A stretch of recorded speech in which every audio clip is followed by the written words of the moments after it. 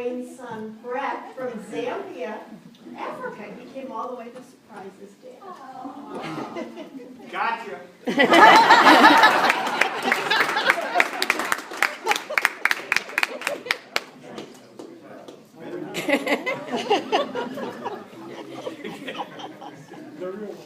Hey, Wayne, that really is your son, just like that really was Scott. I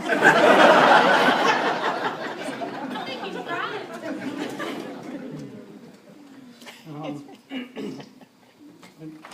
Thank you for The surprise. yeah. I'll probably read, because if I don't, then I won't be able to get it out. For those of you who don't know me, I know a lot of you in this room do. Wayne's middle child. My wife and I, we work in Zambia, Africa. But you know, as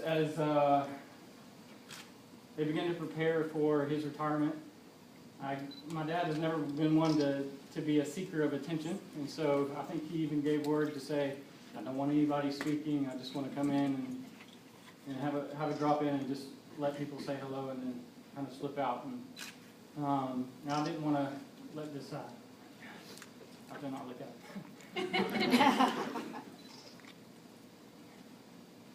I didn't want to pass up the opportunity.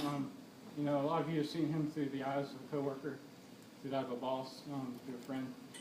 I just want to give you just insight from the eyes of a child. Just what I've seen. As part of my work in Zambia, we train leaders, women and men in the community to go into their communities. And a lot of what I teach is not stuff that I learned in books or conferences, but it's stuff that I saw modeled out in the life of my father over just many years of living in the home. You know, things I've learned a lot of things over the years from him, and one of those things is good stewardship. Any of you who knew my dad early in the years at Blue Cross would know he was pretty tight. I mean, fiscally responsible. I know your money was well cared for here at Blue Cross, at least within the budget, because I mean, you saw the Oldsmobile that he drove. I think he drove it for like 18 years. He had to wreck it 3 or 4 times before he figured out he would do a new one. I've learned the importance of taking care of things, looking out for, you know, being a good steward of the things that God's given. I've learned to trust God in everything.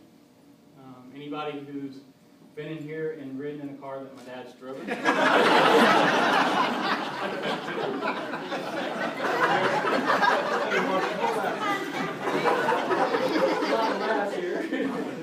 I think a lot of you have either heard or ridden in the car with us. We were actually thinking about jobs that my dad could do with post-retirement. You know, we thought about, you know, for these kids, schools with troubled kids, just put them on a bus and let my dad on and do it. But I'm not here just to pick on. I learned the value of honesty. This one took a little while to set in. A lot of you know me. I was not the model kid. You know, God changed my life when I was about 15, but before that, I'm sure my dad had a lot of time off from work trying to sort things out that I'd gotten into. But one of the things is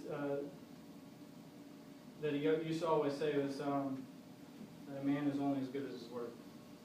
And you know, they weren't just empty philosophies that he was spewing out. It was something that he was living out. When he gave his word, he stuck to it. And I'm sure you've seen that here at Blue Cross. I learned the importance of being an optimist, seeing the best in life and the best in people.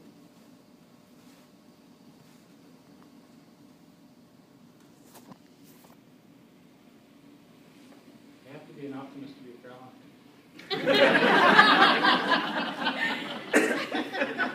One of the things that my dad has given me, the frustration over the years is I'm a Carolina. all seriousness, you can't expect to lead other people if you don't have hope that you can get to where you want to go. And you can't lead others if you don't see the best in people. Over the years, I've seen on multiple occasions a guy who sees life as a glass half full instead of a glass half empty. And a guy who speaks highly of his peers and coworkers. I've seen a guy who sees the potential in people. I can honestly say, growing up in my house, I've never heard my dad speak a bad word about anybody in this room. He's always spoke highly of other people he's worked with. I'm sure he's had disagreements over the years, but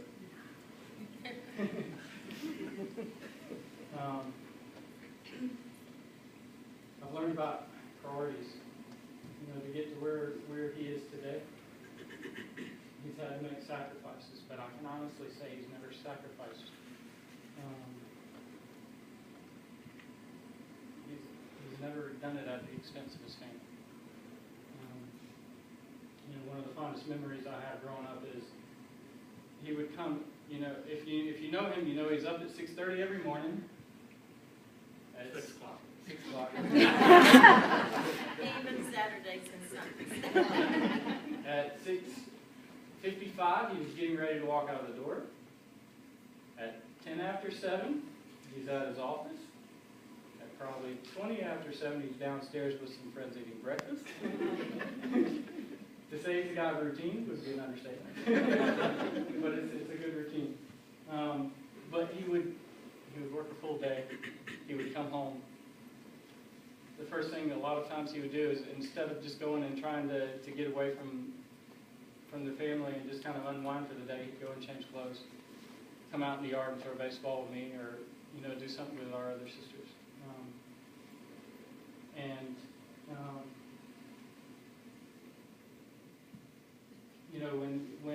When there were business trips, he would, where a lot of times we look at a business trip as a way for me time, especially with family life weighing on you.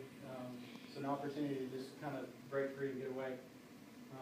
A lot of times his business trips were our family vacations.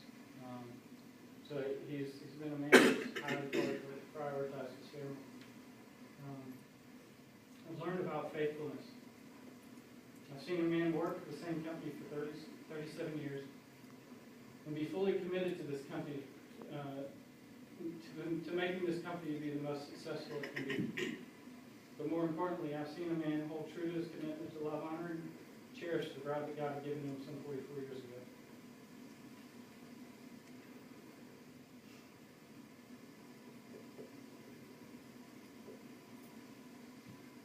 I highly respect that man.